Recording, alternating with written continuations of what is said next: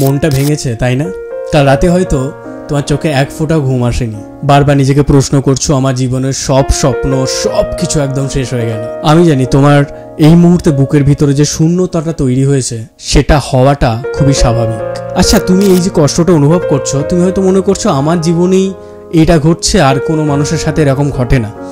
একটু ডেটা দিয়ে তোমার সাথে কথা বলি, তাহলে তোমার মাথাটা অনেকটা পরিষ্কার হবে এবং তুমি এই কষ্ট থেকে অনেকখানি রিলিফ পাবে। একটা গবেষণা করা হয়েছিল, সেই গবেষণায় 18 থেকে 35 বছর বয়সে মানুষদের সাথে একটি সমীক্ষা করা হয়। প্রায় 1/3 মানে প্রায় 36.5% ব্যক্তি জীবনে একবার হলেও ব্রেকআপ অনুভব করেছে। তাই তুমি একা না, এই পৃথিবীতে লক্ষ লক্ষ মানুষের সাথে ব্রেকআপ হচ্ছে।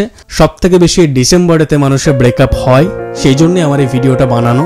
আরেকটা তোমাদেরকে ডেটা বলি, যে ডেটাটা দেখলে তোমার সত্যি তুমি ভাববে যে এই ব্রেকআপটা শুধু আমার সাথে না, কত মানুষের সাথে হয়। গুগল নিজে বলছে যে অন্য সময় থেকে নভেম্বরের 15 তারিখ থেকে ডিসেম্বরের 15 তারিখ এই সময়সীমার মধ্যে ব্রেকআপ নিয়ে সব থেকে বেশি মানুষ সার্চ করছে। তাই তোমাদের কমেন্টস, তোমাদের মেসেজেস এইগুলো দেখে আমি আর নিজেকে আটকে থাকতে পারলাম না। ভাবলাম ডেটাকে সাথে রেখে একটু কথা বলা যাক, যাতে তোমাদের সাথে যদি এমন কোনো ঘটনা এই মুহূর্তে ঘটে থাকে তাহলে তুমি অনেকখানি রিলিফ পাও। তাছাড়াও এই ভিডিওটা দেখে তুমি অনেকখানি ইনফরমেশন পাবে, যে ইনফরমেশনগুলো তোমার আজ না হলেও কাল ডেফিনেটলি কাজে লাগবে। তো নমস্কার, আমি ধ্রুব, মন থেকে বলির আরেকখানি গুরুতর এপিসোডে তোমাদেরকে স্বাগত জানাই। এই এপিসোডে আমি মূলত সেই সকল প্রশ্নের উত্তর দিই যেগুলো তোমরা লাইফে ফেস করছো এবং তোমরা নিজের দিক থেকে সেগুলো সলিউশন বের করতে পারছো না। তোমার লাইফেও যদি এরকম কোনো ঘটনা ঘটে থাকে তাহলে তুমি আমাকে ডিএম করতে পারো ইনস্টাগ্রামে পার্সোনালি। তাছাড়া তুমি এই ভিডিওর কমেন্ট সেকশনে তোমার প্রশ্নকে লিখতে পারো।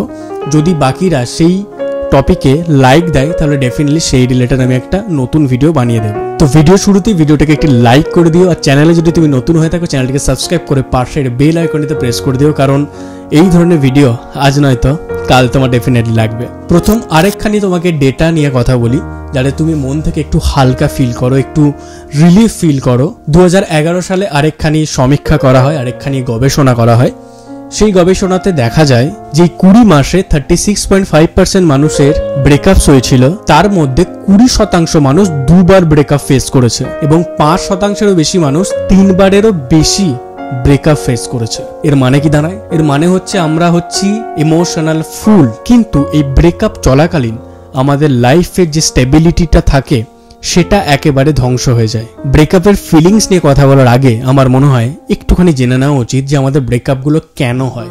আমি 3খানা পয়েন্ট রাখছি, তোমাদের যদি আরও কিছু থাকে তুমি আমাকে কমেন্টে লিখে জানিও যে তোমার মতে আর কি কি কারণ হতে পারে যেগুলোর জন্য ব্রেকআপ হচ্ছে। নাম্বার 1 কারণ হলো গ্রোথ অ্যান্ড চেঞ্জ মিসম্যাচ। আমাদের জীবন যত আগাতে থাকে তত আমাদের লক্ষ্য, আমাদের স্বপ্ন, আমাদের মোটিভেশন সমস্ত জিনিস আস্তে আস্তে চেঞ্জ হতে থাকে এবং সেই চেঞ্জ হওয়াটা কিন্তু খুব বেশি দরকার।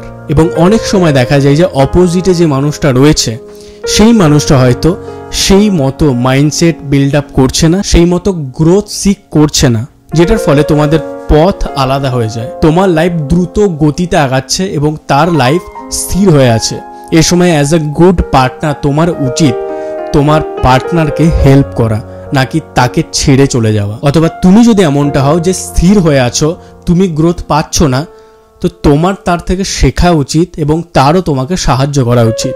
সেকেন্ড ওয়ান হলো এক্সপেকটেশনস অ্যান্ড ফিউচার প্ল্যানস। এই জিনিসগুলো যখন চেঞ্জ হয়ে যায় তখন সত্যি ব্রেকআপ ঘটে যায়। এটা তোমরা যখন সম্পর্ক তৈরি করো বা সম্পর্কে যখন প্রথম আসো তখন এই নিয়ে কথা বললেও অ্যাকচুয়াল রিয়ালিটিটা খুব ডিফারেন্ট হয়। সেটা কখন জানা যায়? যখন তোমরা 1 বছর 2 বছর 3 বছর সময় কাটাও, তখন অ্যাকচুয়াল রিয়ালিটিটা বোঝা যায় যে অ্যাকচুয়ালি সে কি করতে চায় এবং তার কি এক্সপেকটেশন আছে। হঠাৎ করেই তোমার যদি লাইফে অ্যাম্বিশন, কেরিয়ার, লোকেশন এই সমস্ত জিনিস বদলে যায় তখন ব্রেকআপ হওয়ার সম্ভাবনাটা কিন্তু বেড়ে যায়। একটা গান আছে না যে আজ দুজনার দুটি পথ দুটি দিকে গেছে বেঁকে। তখন যে মানুষটা সাকসেসের দিকে ছুটছে সেই মানুষটাকে ধরে রাখা খুব বেশি ডিফিকাল্ট, এবং সে যখন সাকসেসের দিকে ছুটছে সে ঘুরে পিছনে তাকানোটা সেটা খুব ডিফিকাল্ট। থার্ড ওয়ান হলো ল্যাক অফ কমিউনিকেশন। সময়ের চাপে, স্ট্রেস, জব, বসের প্রেশার, ফ্যামিলি প্রেশার, কত না কত কিছু এক্সাম্পলস তোমার কাছে চলে আসবে যখন প্রশ্নটা আসে যে সেই মানুষটাকে একটু সময় দিতে হবে। আর এই সমস্যাটার জন্যই তোমাদের দুজনের মাঝখানে তৈরি হয়েছে একটা অদৃশ্য দেওয়াল, যে দেওয়ালটা তোমরা নিজেরাই তৈরি করেছো। একবার বলো তো, কতদিন তোমাদের মধ্যে কথা হয়নি ভালো করে? কতদিন তোমরা একসাথে সময় কাটাওনি? কতদিন কথা না বলে চুপচাপ পাশে বসে দুজনকে অনেক ফিল করেছো? কতদিন তোমরা একই জিনিস রিলেট করেছো? কতদিন তোমরা একই কাজ একসাথে পাশাপাশি বসে ভালোবেসে করেছো? এই প্রশ্নটা যখন উত্তর খুঁজতে যাই তখন কিন্তু আমরা একটু হলেও টলমল করে যাই। কারণ আমরা যদি সত্যিকারের মানুষটাকে ভালো করে সময় দিই, সেই মানুষটা যদি আমাকে সত্যিকারের সময় দেয়, ভ্যালুয়েবল টাইম স্পেন্ড করে, তাহলে ব্রেকআপ হওয়ার সম্ভাবনাটা অনেকখানি কমে যায়। কারণ লং ডিস্টেন্স মানে কিন্তু ব্রেকআপ না। একটা মানুষ সাকসেসের পিছনে ছুটছে আর একটা মানুষ স্থির হয়ে দাঁড়িয়ে আছে, তার মানেই কিন্তু ব্রেকআপ না। এটা সমস্তটাই হয় আন্ডারস্ট্যান্ডিং এর উপর, সমস্তটাই হয় কমিউনিকেশনের উপর। হতেই পারে তার লাইফে গ্রোথের দরকার, সে কলকাতায় আছে, তার হতেই পারে যে ব্যাঙ্গালোরে ভালো অপরচুনিটি এসছে, সে কেন যাচ্ছে ব্যাঙ্গালোর? কারণ তোমরা একটা বেটার লাইফ পেতে পারো। হতে পারে তুমি এই মুহূর্তে হয়তো কোনো ব্যাঙ্গালোরে জব পাচ্ছ না, তুমি ক্যারিয়ারে গ্রোথ পাচ্ছ না, তাই তোমাকে কলকাতায় থেকে যেতে হচ্ছে।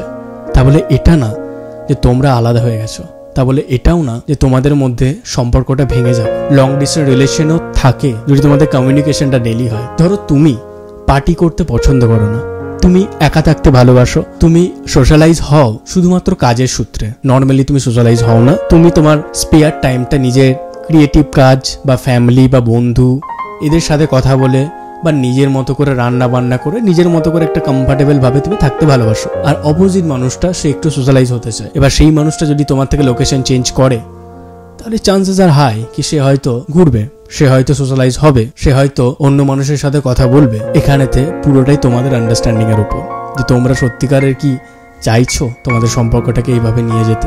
এত কিছু কথা বলার পরও ব্রেকআপ যদি হয়েই যায়, তাহলে এবার যেটা দরকার সেটা হচ্ছে তোমাকে হিল করা। তুমি যদি পুরোপুরিভাবে ভিতর থেকে হিল না করো, তাহলে তুমি লাইফে আগাতেই পারবে না। তাই আমি 5খানা টিপস বলি, টিপসগুলোকে একটু মন দিয়ে শোনো আর চেষ্টা করে ইমপ্লিমেন্ট করার, কারণ এগুলো ইমপ্লিমেন্ট করলে তুমি ডেফিনেটলি ব্রেকআপ থেকে বেরিয়ে আসবে। ফার্স্ট ওয়ান হলো যে অ্যাকসেপ্ট করো ভাই তোমার ব্রেকআপ হয়েছে। কেন অ্যাকসেপ্ট করছো না যে ব্রেকআপ হয়নি? কেন এই ডাউটে রয়েছে যে সে মেবি আমার কাছে ফিরে আসবে, বা সে যদি সত্যি ফিরে আসে কেন তুমি অ্যাকসেপ্ট করবে? সে যদি একবার ব্রেকআপ করতে পারে, সে বারবার করতে পারে ব্রেকআপ। সে যদি একবার চিট করতে পারে, সে বারবার চিট করতে পারে। তো কেন এই সংশয়ের মধ্যে নিজেকে রাখছো? আগে অ্যাকসেপ্ট করো যে ব্রেকআপ হয়েছে, নিজের ইমোশনসকে সাপ্রেস করো না, এক্সপ্রেস করো, কথা বলো মানুষের সাথে, সোশ্যালাইজ হও, চেষ্টা করো তোমার বন্ধুকে শেয়ার করতে কথাটা।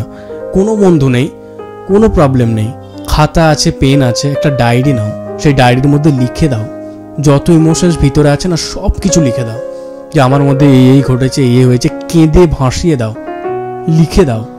এইগুলো করলে কি হবে, তোমার ভিতরে যে ইমোশনসটা রয়েছে, যে ব্যাড ইমোশনগুলো রয়েছে, সেগুলো লেখার থ্রুতে বেরিয়ে যাবে। তুমি যে বাজে জিনিসগুলো ভাবছো, ব্লেড প্লেড নিয়ে হাত কাটা, এই ধরনের আজে বাজে জিনিস করা, ভাই এগুলোর থেকে অনেক বেটার তুমি লিখে দাও। এগুলো করে কিচ্ছু হয় না, পুরো লাইফটা নষ্ট হয়ে যাবে। সেই মানুষটা তোমার এই বাজে সিচুয়েশন দেখে যে ব্যাক করবে বা কি চাইছো তুমি আমি জানি না, বাট এটা করাটা একদমই অ্যাডভাইজেবল না।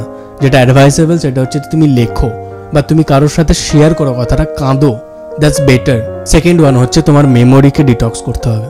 এটা কিভাবে সম্ভব? ভাই কেন ফটো পড়ে আছে তোমার গ্যালারিতে, কেন ওর চ্যাটস পড়ে আছে, কেন তুমি হাইড করা ফটোগুলোকে ডিলিট করছো না, আর্কাইভ করা জিনিসগুলোকে ডিলিট করছো না, কেন ওর ফ্রেন্ড সার্কেলের মধ্যে তোমার যত ছবি আছে বা যেই সিচুয়েশনটাই হয়ে আছে সেগুলোকে কেন তুমি ইরেজ করছো না, কেন ডিলিট করছো না? তোমার সাথে যদি সেই মানুষটা সত্যিকারের ব্রেকআপ হয়ে থাকে, এবার তোমাকে মুভ অন করতে হবে। মুভ অন করতে গেলে তুমি পাস্টকে আঁকড়ে ধরে কোনোদিন মুভ অন করতে পারবে না।